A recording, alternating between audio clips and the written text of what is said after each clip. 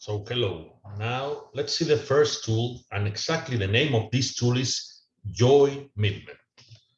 And that's part of the Judeo-Christian business tools. So I will show you in this series real toolbooks that you can use that will have Excel spreadsheets, PowerPoints, explanations, strategy, all what you wanted.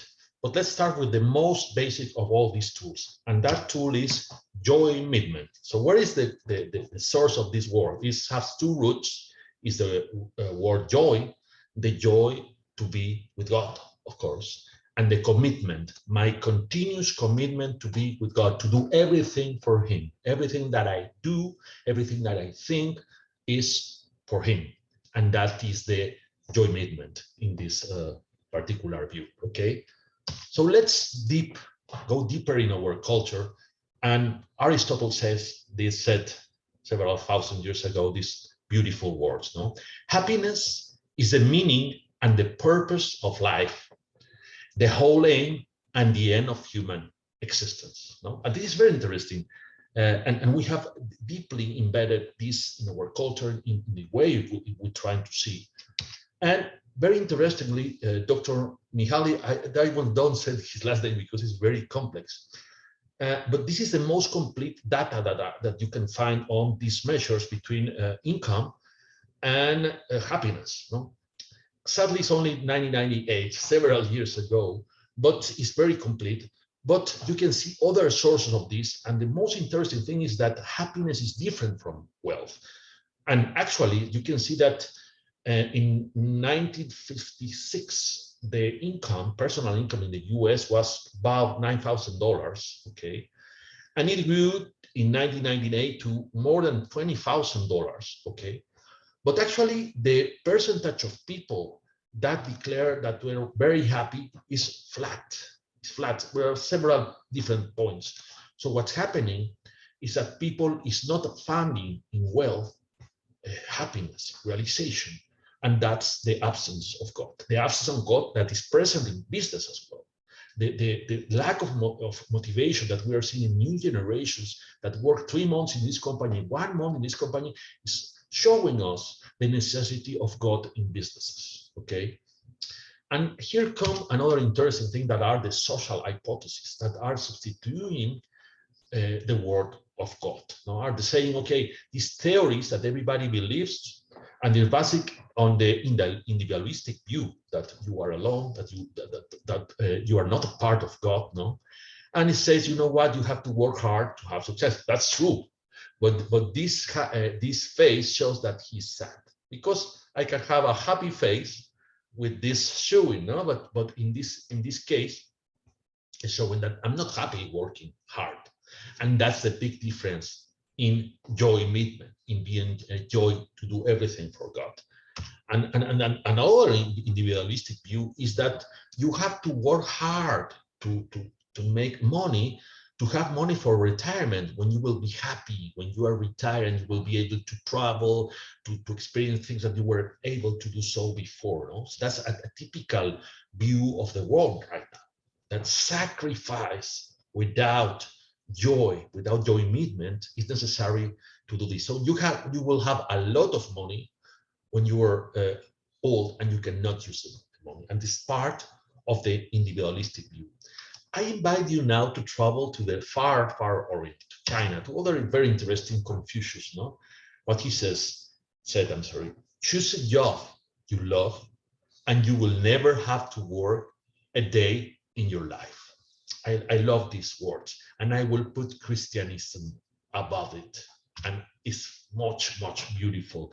If you work for God, you will love your work, and you will never have a work day in your life, in the sense of the sad kind of job. So that we have as Christians an opportunity to work with joy. And if we work with non-Christians, since the global economy, business models are based completely on Christianism, we can help them also to have this kind of joy, even though they will lost, okay? So that's a spirit also of inviting through business on attracting new people to salvation, okay? And this is very important for me. Your difficulties don't define who you are, but rather who you are when you face those difficulties. So who you are when the difficulties will not define you. That will be forever there, no? What defines is how you face those difficulties. And let me read two very beautiful passages, verses of the Bible. No? Matthew 25:21. His master replied, "Well done, good and faithful servant. You will be faithful with a few things. I will put you in charge of many things. Come and share your master's happiness." No, that's amazing. No? That's amazing. A job in which you can have this kind of joymmitment, a commitment with joy, commitment, no? Joymmitment is a way in which you cannot be in that sad way of looking at work. No? And I love this one of Philippians 4:4. No? Rejoice in the Lord always. I will say it again, rejoice, rejoice. And this is very important. We talked about before happiness, no? But happiness is not possible if you don't have God in your heart. We need to have God in our hearts, and that's the idea of the Joymmitment business tools. No? So let's enter directly to the first tool that defines our name, no? And that is Joymmitment. So let's use this graph to explain you how this works. So you have here the present. The present is the blue line, and you can have two decisions. You have the liberty to take two decisions to make things that are are not happy for you. That's, we call it unhappiness. So work hard will be an unhappy decision, and happiness is what you like to do. No, and you can take decisions now that provide you with happiness, but that could produce unhappiness in the future. So let's see some examples. And we already talked about this, no? I will work hard when I'm young, okay, to make money, to accumulate money, to be happy in the future, okay? So this view of non-happiness in the present and happiness in the future, okay? Then we have the nihilistic or negative view. You know what? I'm not happy now, and I will be unhappy in the future. I don't see the Lord. I don't see the opportunities. No, there is a lot of people, sadly, in this area. Then we have the irresponsibility or the hedonism. No, okay. So, man, you are. I'm putting this example. Hey, man, you're buying this big car, expensive. You are traveling the whole world. You are not having a marriage. You're not having a family. I don't care. I want to have a great time, but man, you will be alone. You will be very in debt. So those people are living the today without understanding the future. So the invitation of the Joymmitment is a different one. It's an invitation in which all the things that you do today are based in the joy to be with God, in the Joymmitment, and that will produce also happiness in the future.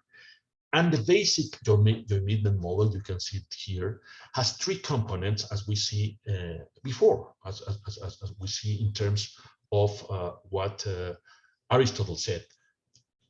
We have wealth, okay, we have meaning, and we have happiness. We have to have those three ingredients to have this capability, and that will create well-being. Let me expand on this idea of the Joymmitment. Where did this come from? Well, the first people who developed this idea were the Indo-European, where all the language there is people from the north of India, in the whole Europe and the Middle East come from. No? And our languages, Spanish, English, have these roots, no? Slavic language as well. So they said, Kama is happiness, no? Artha is wealth, and Dharma is meaning. That you have to have all those three things to be a happy person, to be a person with a future, a complete person. No? And Socrates said the same. No?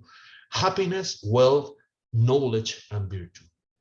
And Martin Seligman, this very beautiful book about positive psychology, says exactly the same. You have to have happiness, you have to have meaning and wealth. Because If I have money, but I don't have happiness, what is the idea of not having those money? No? And happiness is not money. It helps, of course, but it's not the same. So this is where I'm putting here 3 examples, but you can see thousands of examples that this is the way of accomplishing this. In all of this based on God. No? God is the basis of everything, and to have well-being, we have to have an equilibrium between meaning, happiness, and wealth. So, in this point of view, well-being, you know, I'm a mathematician, right? So I said, okay, well-being is a function of God that has put it in us happiness, meaning, and wealth. Here, I'm sure this is my face. So here says wealth. And here is the Joymmitment that I just showed you. And the interesting thing about Joymmitment for companies and for people is that it's possible to maximize long-run value, okay, by maximizing the well-being of the people, okay? So you are asking, hey, how do you achieve Joymmitment? Well, that will be a next video, but I can tell you some little things. We use techniques that are used in software, okay, that we have adapted from software.